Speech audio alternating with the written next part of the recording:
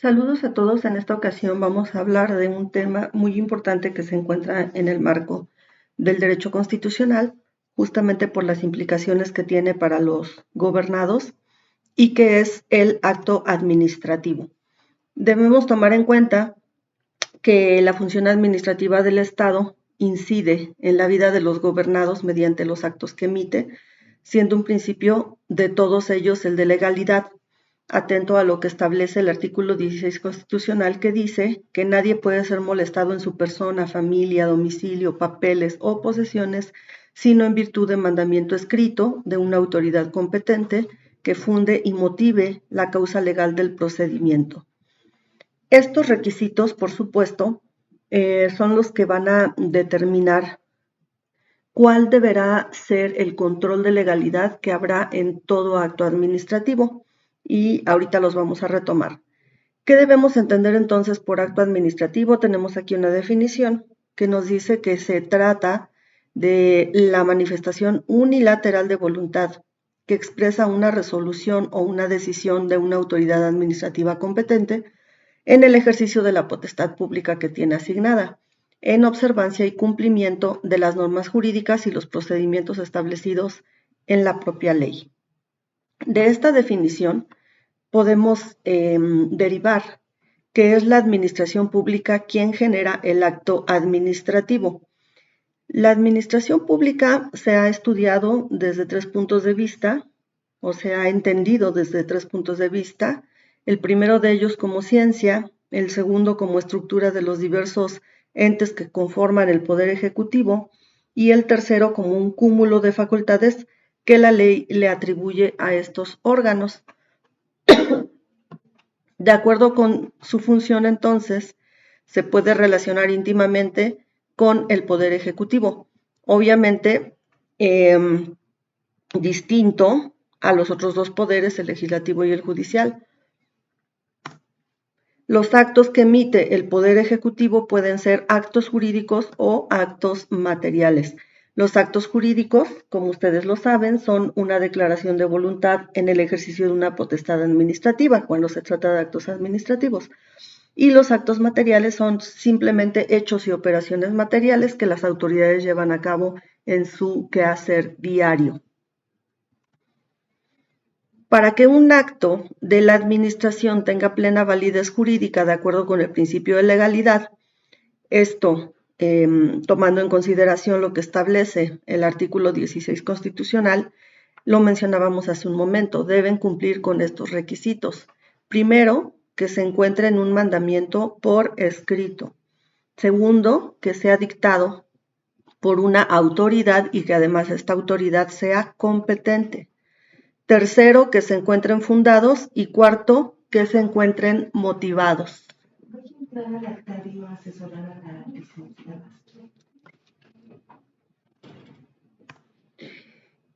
Por lo que hace a la fundamentación y motivación de estos actos administrativos que es necesario llevar a cabo,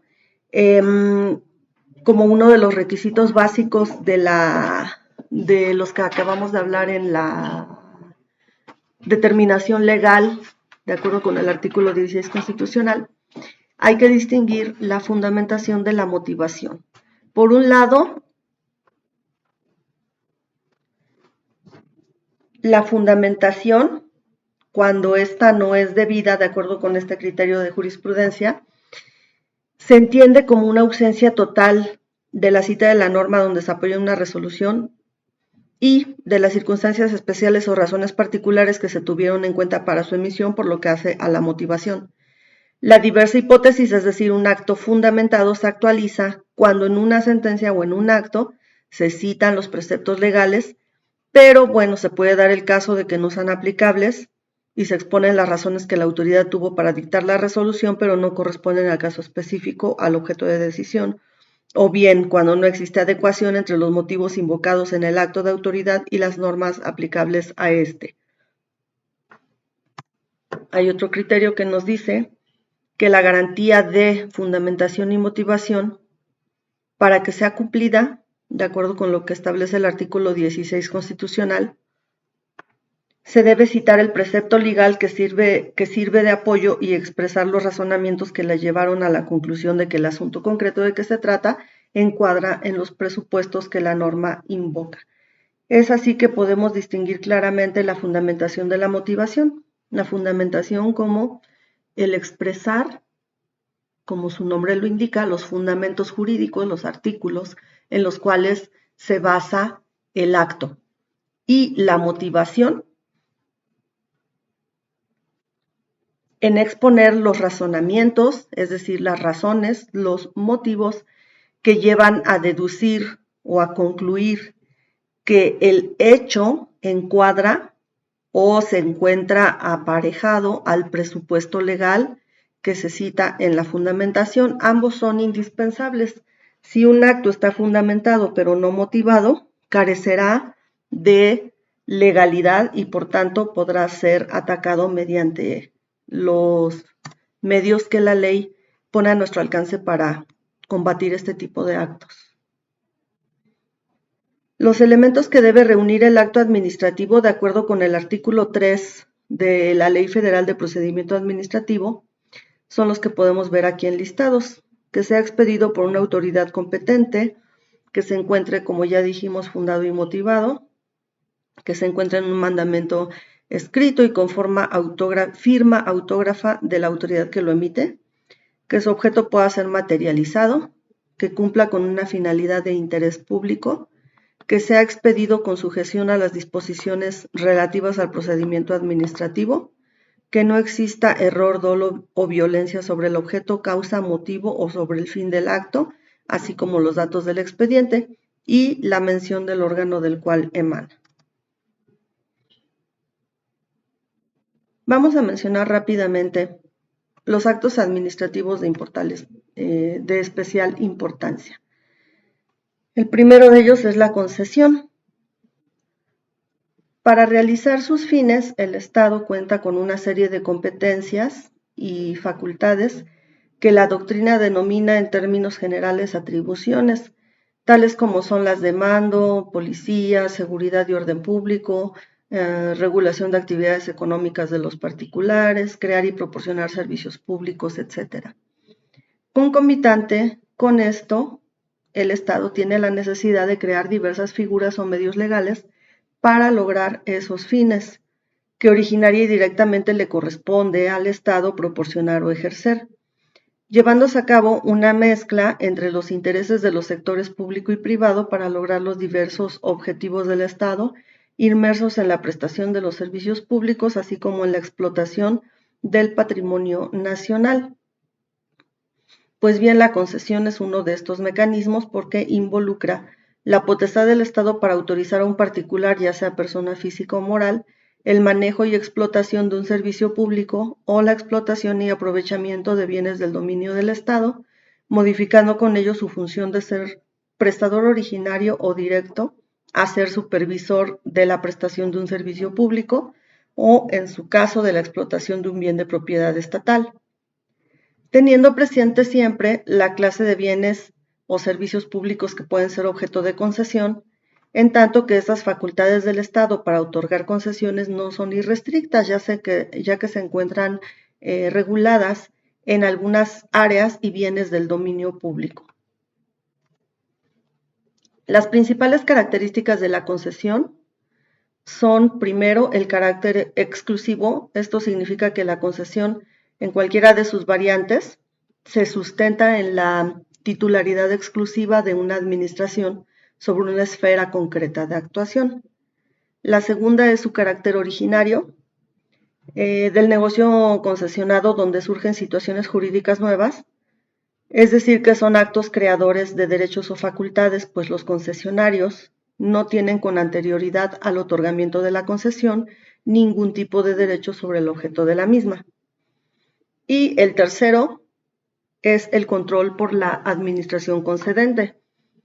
Esto es que la administración pública concedente mantiene en todo momento la capacidad de asegurar el cumplimiento del fin contemplado por el ordenamiento, es decir, se puede afirmar que tiene la obligación. No pierde la titularidad ni la competencia sobre el mismo, solamente la transmisión o reconocimiento al concesionario de facultades particulares. En cuanto a la naturaleza jurídica de la concesión, de acuerdo con la doctrina, son tres las principales posturas que tratan de determinarla. Una primera postura dice que la concesión es un acto administrativo unilateral de la administración, es decir, que el carácter público de los objetos sobre los que puede recaer reclaman siempre una posición que se considera preeminente de la administración, y esto impide que su esencia descanse sobre un acuerdo de voluntades entre dos partes, es decir, entre el concedente y el concesionario, y mucho menos en un pie de igualdad. Se destaca por los que validan esta postura la posibilidad de que puede ser revocada la concesión de manera unilateral por parte de la administración, sin que se deba acompañar de un resarcimiento para el particular. Una segunda postura sostiene que la concesión es un acto de naturaleza contractual, entendiendo que las concesiones surgen del acuerdo de voluntades que expresan las dos partes y se formaliza con todos los requisitos y peculiaridades de los contratos administrativos, existiendo la posibilidad de revocación, por lo que autores que defienden esta teoría no niegan esa posibilidad, pero reconocen que la misma siempre iría acompañada de un resarcimiento adecuado al particular. Y la tercera postura, que sostiene que la naturaleza jurídica de la concesión, por un lado, es unilateral y en parte es contractual, es por ello que califica a la concesión como un acto mixto. Segunda figura, la licencia, se entiende como un medio de control sobre el ejercicio de determinadas actividades desempeñadas por los gobernados, quienes, cuando cumplen con los requisitos, pueden desarrollar estas actividades porque la propia administración les reconoce el derecho de ejercicio. Aquí tenemos un ejemplo muy clásico que son las licencias de manejo. Estos conceptos se refieren al aumento o acrecentamiento de la esfera jurídica de los gobernados, y la doctrina sostiene que la autorización es la categoría del género y los demás conceptos son formas de la misma, las cuales comparten los principios y su régimen jurídico. Los permisos son actos administrativos por los cuales se remueven obstáculos a efectos de que el particular realice una actividad, pues preexiste un derecho.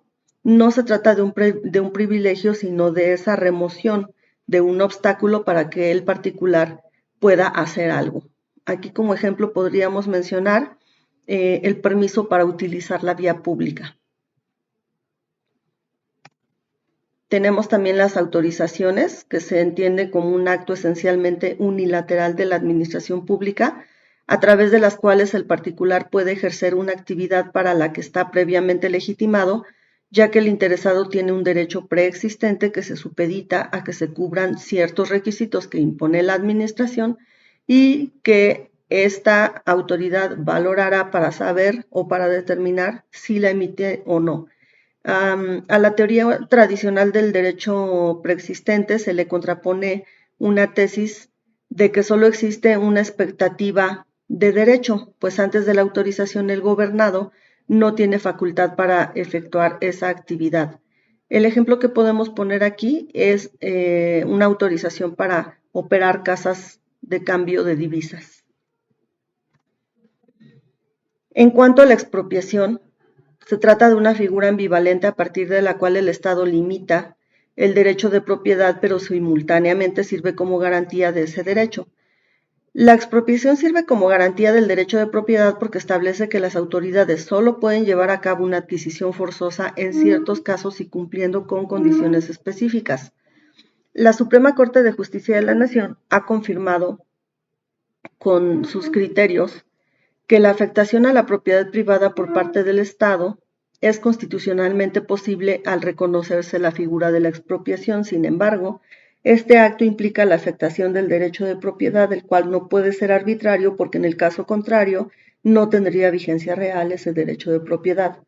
El titular de la propiedad no puede considerar protegido su bien si el Estado pudiera afectarlo sin estar sujeto a restricciones que autoricen su actuación. Por eso, Si la propiedad privada se encuentra protegida frente al interés de la expropiación por parte del Estado, se debe a que la actuación de este último está sujeta a dos elementos que le exigen ejercer la afectación solo cuando existe justificación y se realice una reparación al titular de la propiedad privada, es decir, la causa de utilidad pública y la indemnización. Estos no son derechos humanos, sino garantías de protección del derecho humano a la propiedad privada frente al interés de expropiación por parte del Estado. Estos elementos delimitan el derecho de propiedad y le corresponde al Poder Judicial definir con precisión el contenido de esas limitaciones. El siguiente tema que vamos a abordar es el que se relaciona con la negativa y afirmativa ficta, y pues aquí lo que vamos a hacer es distinguirlos.